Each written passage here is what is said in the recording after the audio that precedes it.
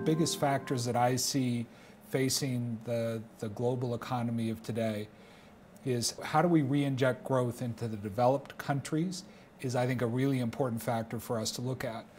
If we get that right, then there's a world of possibilities for the economy, I believe.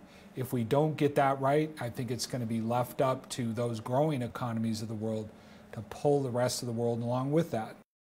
The business of mining around the world is a very local business. That local business is really one which has to be done with care and respect for local communities as well as the states or governments within which those local communities thrive.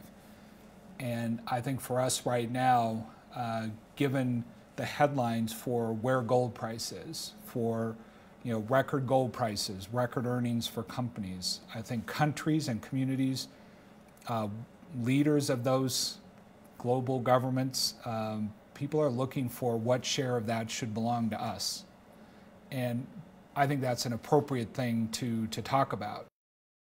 Nobody wants to talk about revenue increases. Nobody really wants to talk about just increase or decreasing our expenses. We need to do both. As a CEO, that's what we struggle with every year, every day. I think that's what governments need to do. Meeting the talent needs of the company is absolutely one of the highest risks and opportunities that we have.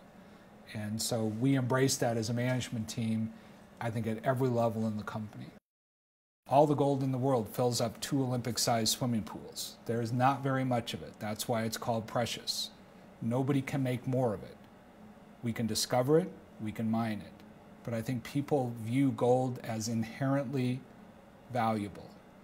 What we're trying to show investors is that in addition to being inherently valuable, this is a management team which wants to run a business which increments the value that you could get out of that inherently valuable currency by having a very valuable business.